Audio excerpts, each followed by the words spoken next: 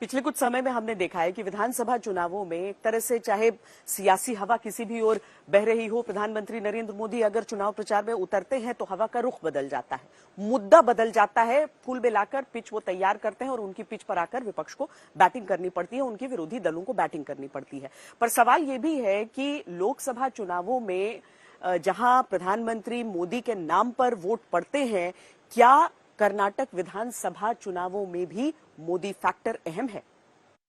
बजरंग बली की अल्लाहू अकबर, बजरंग बली की अल्लाहू अकबर, जय बजरंग बली। कांग्रेस का घोषणा पत्र मतलब तालाबंदी और तुष्टीकरण का बंडल है। ये कर्नाटका की जनता को ये देने वाले हैं, उनके पैर कांप रहे हैं। मेरे जय बजरंग बली बोलने पर भी आपत्ति होने लगी है। बजरंग बली की द कर्नाटक स्टोरी में बजरंग बली की एंट्री से ये तो साफ नहीं कि वोट की संजीवनी कितनी किसको मिलेगी, लेकिन साफ है कि प्रधानमंत्री ने मुद्दा इसे जरूर बना दिया।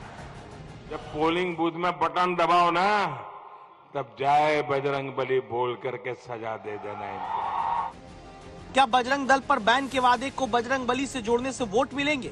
इस सवाल को इस आधार पर देखना जरूरी है कि बीजेपी ने पहले मुस्लिम आरक्षण खत्म किया, फिर कांग्रेस और जेडीएस ने मुस्लिम आरक्षण लागू करने का वादा किया। कांग्रेस को इसीलिए तुष्टीकरण करके वोट चाहने के कटघरे में बीजेपी खड़ा करती है। सहारा बने बजरंग बली। बजरंग बली की, आंजनेय स्वामी की। 4 दिन के भीतर अब तस्वीर बदलने लगी। कांग्रेस कहती है सीधे किसी संगठन पर बैन का विचार नहीं। कांग्रेस कहती है कि वो तो कर्नाटक में आंजनेय मंदिर यानी हनुमान मंदिरों को विकसित करने के लिए प्रतिबद्ध है। कांग्रेस कहती है कि भगवान हनुमान के नाम पर विशेष योजनाएं शुरू करेंगी। If you go and ask in my constituency, Gurmatkal old constituency MLA, I might have built more than 80 Hanuman temples. Congress जब हिरी और बीजेपी बजरंग बली के नाम पर मुखर हुई, तब एक सहारा ओवैसी भी बने। 10 तारीख को जाएंगे ना वोट डालने, तो आप क्या वोट कैसा बोल के वोट डालेंगे?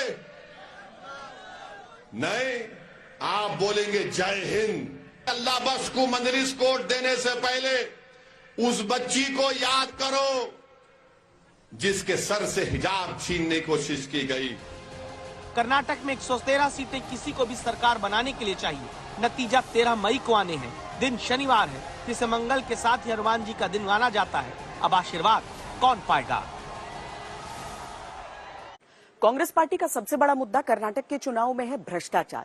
वो भारतीय जनता पार्टी के ऊपर भ्रष्टाचार के आरोप लगा रही है, लेकिन पिछले 8 साल का अगर हम ट्रेंड देख लें तो ये समझ में आता है कि भारतीय जनता पार्टी पर भ्रष्टाचार के आरोप चस्पा करके कोई पार्टी चुनाव जीत नहीं पा रही है।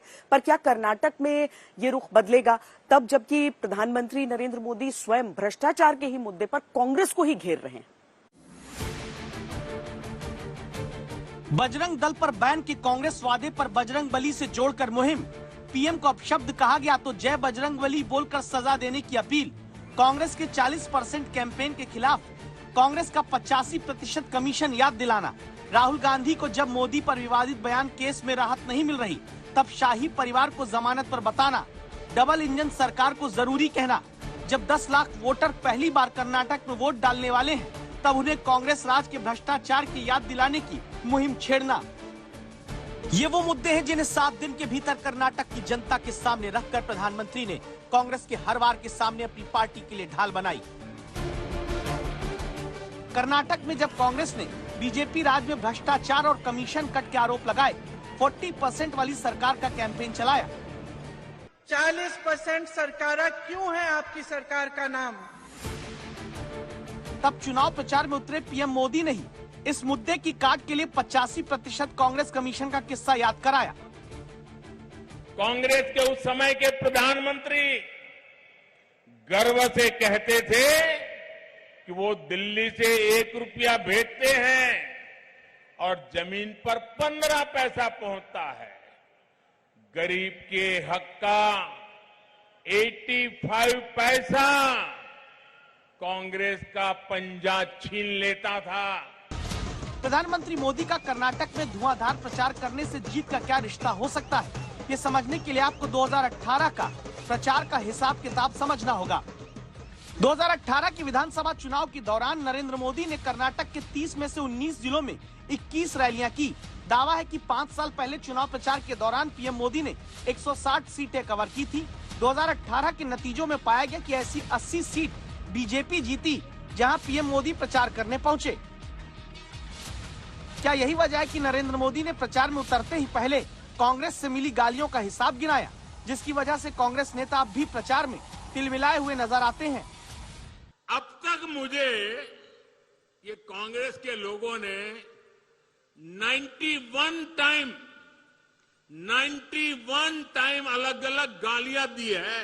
इस तरह से आपको लूटा नहीं होता तो उनके प्रधानमंत्री जी यहाँ आकर आपको अपनी गालियों की लिस्ट नहीं, अपमानों की लिस्ट नहीं, आपके लिए जो कार्य किए हैं उसकी लिस्ट सुनाते।